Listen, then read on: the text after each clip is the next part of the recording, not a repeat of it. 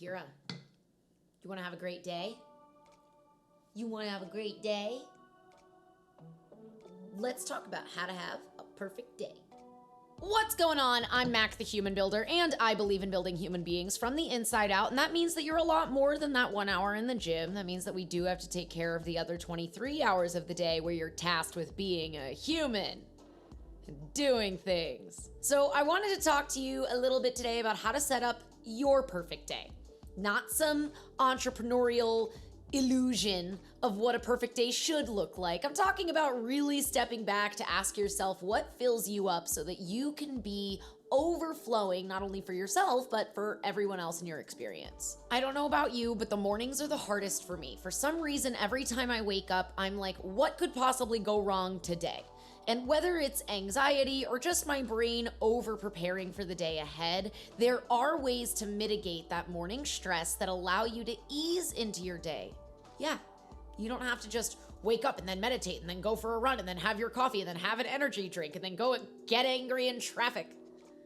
You can just take your time. The first part of building your perfect day is finding a vibe that resonates with you and finding ways to hold it throughout the entire day. You might weeble or wobble in one direction or another, but you're allowed to do that.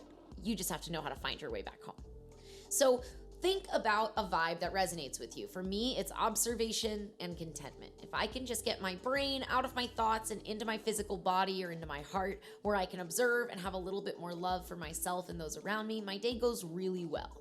If I start my day right away and I'm jumping up and getting out of bed and running late to work, the rest of my day is rushed, irritable, and really anxious. So I want to help you mitigate that a little bit and help you know that you're allowed to choose things that just feel good for you because they fill up your cup.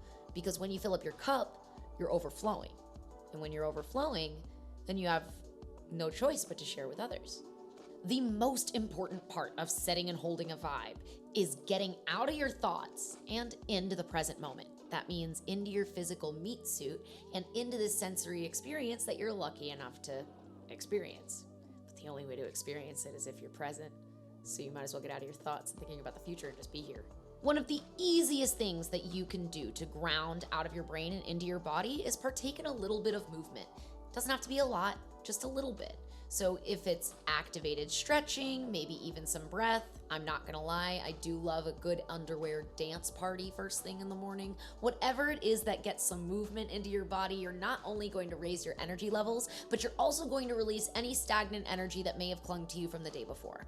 The other thing that you can do to get out of your thoughts and into your body is write them down. When you choose to put something into writing, you're actually slowing your neurological processes and thereby your thoughts, because you have to process the thought fully in order to turn it into a physical action. And then by the end of it, you actually have a physical representation of whatever it is you're thinking. That also means that this is an amazing time for you to step into the driver's seat of what you want to see happen today. Not what your thoughts are afraid of happening, what you want to see happen. So get back in the driver's seat of your day by taking a few minutes to journal or just write down a few intentions that will set you up for optimum success. Okay, so now that you have chosen a vibe, you've grounded into that vibe, now it's time for you to hold the vibe. That means that other can't change your vibe, not without your express permission, but that doesn't mean that you're not gonna have some of your cup spilled or knocked over throughout the day, because we're humans. It's part of the agreement. But that doesn't mean that you have to run all the way to empty to wait and refill. An Indy 500 racer doesn't run his whole race without stopping for gas or changing some tires. He'd crash, and then it would be a fiery mess. We don't want that to happen. Nor do we want you to get angry with the people around you because your cup is empty and it's their job to refill it. Sorry, don't mean to at you like that, but I will. When you take time to make a pit stop, you're refilling your cup so that you can continue to overflow. Some of these pit stops might be grounding, going for a walk, maybe going in the bathroom and screaming into a pillow. The little things.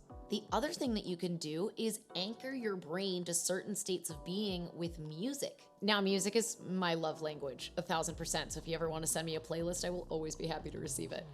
But it does that for me because of the memories that we associate with songs. Think about that one song that just snaps you back to your favorite time in high school. That's what I'm talking about. That's the power of anchoring the brain. When you have a strong emotional connection to an auditory stimulus, when you hear it, no matter where you are or what's going on in your present reality, that sense memory plays again so that you are able to experience all of those emotional sensations right there in the present moment, regardless of where you are. So if you have a series of those songs, or maybe a few that just really anchor you to memories that are positive, uplifting, and increase your confidence, I encourage you to make a playlist or 2 or 3 or 12. I think I've maxed out my playlist.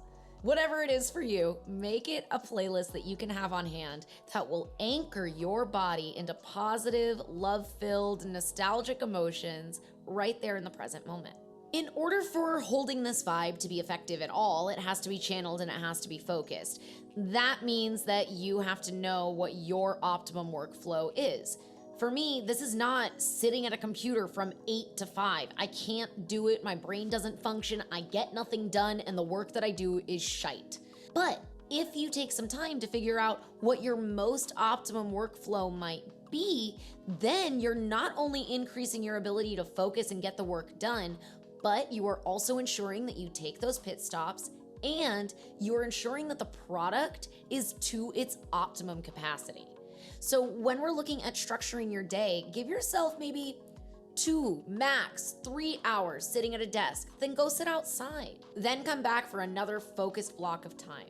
Whatever it is you choose to focus on in these blocks of time are totally fine as long as you know, first of all, that you're gonna get a break so you can be fully present in that moment no matter what. You also know that it's gonna end. Even if it sucks, even if it's boring, even if it's not what you wanna do, it will come to a full and complete close, and you will be able to get up from your desk, get a snack, refresh your body, get back into your body potentially, and maybe even get some sunshine, because you're basically just a houseplant with more complicated emotions. However, don't be too rigid with your workflow. Let it flow with the events of the day as they present themselves. Again, we're human. We don't know what's going to happen in the future. We don't know what curveballs might be sent our way.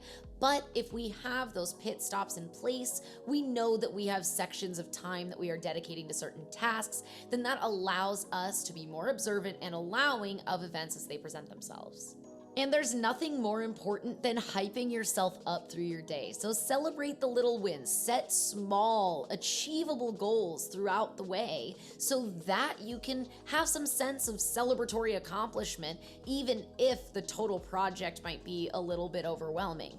It allows you to take smaller bites, give it more focus, and celebrate yourself because you deserve it. So just because you've held the vibe and found the vibe and channeled and focused the vibe doesn't mean that we have to neglect you, the human, in this meat suit. More important than anything is making sure that you are fueling your body properly and effectively in a way that resonates with your lifestyle. So you don't want to overeat if you're working a sedentary job, and you really don't want to undereat whether you're sitting at a computer or working an active job.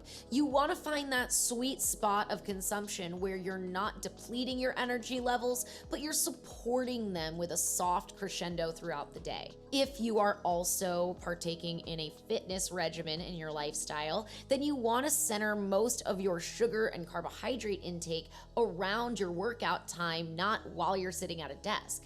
It's important to consider the types of foods that you're choosing and how they're being utilized in your body. Proteins are used to rebuild muscle tissue and help your immune system. Your fats are amazing brain fuel, and they're great for the gut and gut motility. So maybe if you're sitting at a desk, try keeping some nuts near you. If you lead an active lifestyle and have an active job, make sure that you have food on hand. But I will tell you that going out and having that big heavy lunch isn't going to make you any more productive when you get back to work. Make sure that you are fueling for the tasks at hand, not just just what sounds good in the moment. And the last ingredient to a perfect day that will also set you up for hopefully another perfect day the following day is a strong evening routine. This means unplugging literally and metaphorically. You don't need to take the stuff from work home with you. You also don't need to stay plugged into work emails and social media and your devices. Your evening routine is so important because it allows you to refill you for a more perfect day tomorrow.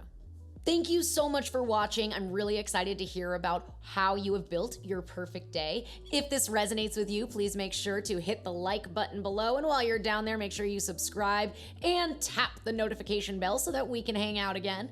If you'd like to connect with me like a human, go ahead and follow me at The Human Builder on Instagram. And if you want to get down and nerdy, join me at humanbuilder.com. Until then, I'll see you in the next video.